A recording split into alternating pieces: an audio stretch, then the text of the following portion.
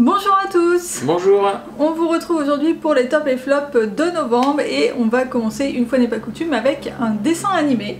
Tout à fait, un film d'animation japonais. Donc ce dessin animé s'appelle Your Name et je sais pas trop comment on va pouvoir résumer ça simplement et sans trop en dire. Ça risquerait de gâcher le plaisir du visionnage, mais peut-être pour planter le décor, ça parle d'une jeune fille, une adolescente, et un adolescent qui, à un moment donné, se réveille le matin, l'un dans le corps de l'autre, et pour une raison complètement inconnue. Et donc c'est la base un petit peu du film. Donc ils échangent de vie. Une journée par-ci par-là, comme ça, on sait pas trop pourquoi. Voilà, et on finit par comprendre pourquoi, mais donc il y a toute une histoire qui se met en place autour de ça. C'est très poétique, ouais. C'est une très belle histoire. Très émouvant et c'est vraiment une très jolie histoire. Ouais. On voit pas venir le scénario et c'est, moi je l'avais vu au cinéma à l'époque, ça m'avait beaucoup ému et j'étais content de le revoir avec Valérie. Et moi personnellement c'est un gros top et je recommande à tout le monde. Oui, je suis d'accord. Ensuite, toujours sur Netflix, on a aussi regardé Clo-Clo, donc c'est un film français sur la vie de Claude François, c'est un biopic sur Claude François. Et alors là aussi, énorme top, franchement. Alors moi je l'avais pas vu quand il était sorti au cinéma, ça me disait vraiment rien, mais je sais que les critiques avaient été vraiment très bonnes, donc j'étais un petit peu curieuse. Et là, je m'attendais pas du tout à ça. Ce qu'il y a, c'est que bon, la vie de Claude François, moi je la connais pas du tout, donc c'est vrai que j'ai découvert plein de choses. Claude François a une personnalité un petit peu compliquée, on va dire, pour rester poli. Mais bon, on va dire qu'elle était pas très facile à vivre. Hein. Voilà, oui, c'est pour rester poli. Voilà. Et ce qu'il y a, c'est que le film est hyper bien fait, c'est super bien écrit, c'est très bien joué, c'est très bien filmé, tourné, enfin... tous les décors, les costumes, tous les moindres détails, tout rappelle sa vie en fait. Et alors l'acteur qui fait Claude François, donc Jérémy Régnier, mais on voit Claude François. Ah oui, non, c'est frappant. Ouais. Et ce qui est vraiment très intéressant dans le film, c'est que c'est sur la vie de Claude François, c'est-à-dire qu'on a des chansons par-ci par-là, on retrouve bien sûr tous les tubes de Claude François, mais j'ai pas l'impression d'avoir écouté ma playlist Deezer en regardant ce film, ce qui m'arrive quand même assez souvent en regardant des biopics de chanteurs ou de groupes, et là pas du tout, là c'est vraiment axé sur la vie de Claude François. Le film est assez long, il fait 2h30 ou peut-être même un petit peu plus de 2h30 et on les voit pas du tout passer, voilà. Donc ça raconte vraiment toute la vie de Claude François de quand il est enfant jusqu'à sa mort. Voilà, c'est passionnant, moi j'ai trouvé ce film hyper bien.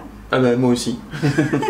Et pour terminer, on a également regardé la dernière saison de 10% qui est donc passée sur France 2 il n'y a pas longtemps, là au mois de novembre.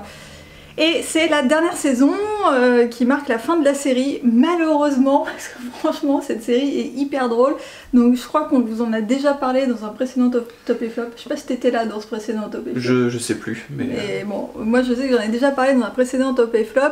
Donc 10% c'est une série de Cédric Clapiche et qui raconte la vie des agents des acteurs qui s'occupent de leur trouver des rôles, de les aider à avancer dans leur carrière et qui en échange vont toucher 10% des cachets. Et donc le principe de la série, c'est qu'à chaque épisode il y a un acteur donc français très connu, enfin d'ailleurs pas que français parce que sur cette dernière saison on a aussi Sigourney Weaver qui est là.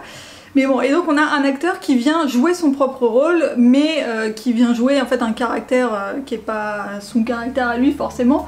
Voilà, c'est hyper drôle. Franchement, cette série c'est à mourir de rire. Toutes les saisons, tous les épisodes, c'est vraiment très drôle. C'est bien joué, c'est bien fait. Enfin, franchement, et les acteurs qui jouent leur propre rôle ont beaucoup d'autodérision et ça c'est vraiment sympa. C'est hyper sympa.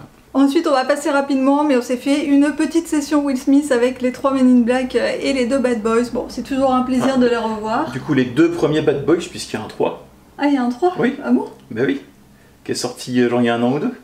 Ah voilà, que j'ai pas vu, que je ne savais pas. Bon, il nous reste ce 3e Bad Boy, je sais pas s'il est dispo sur...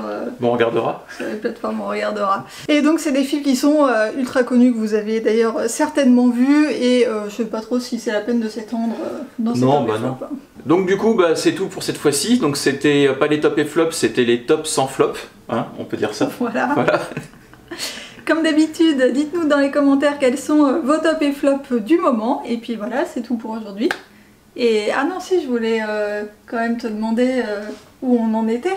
Puisque au dernier Top et Flop, tu nous as annoncé que tu allais faire du sport avec le Ring Fit. Avec le Ring Fit, eh bien je fais du sport avec le Ring Fit 2 fois par semaine. Et alors c'est un top ou c'est un flop? Ah, c'est plutôt un top, hein, le Ring Fit c'est un top. Ça... Alors après, bon, moi j'aime bien les jeux vidéo, donc du coup je me suis bien pris au jeu. Je fais des bonnes séances où chaque fois je prends une bonne transpiration et donc ça remplit bien ça joue bien son rôle. Donc c'est sympa comme jeu.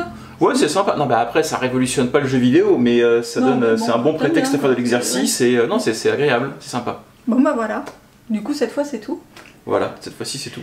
Donc on vous dit au mois prochain pour Nico, pour les prochains Top et Flop. Exactement. Et puis pour ma part, je vous dis à bientôt dans une prochaine vidéo. Bye bye.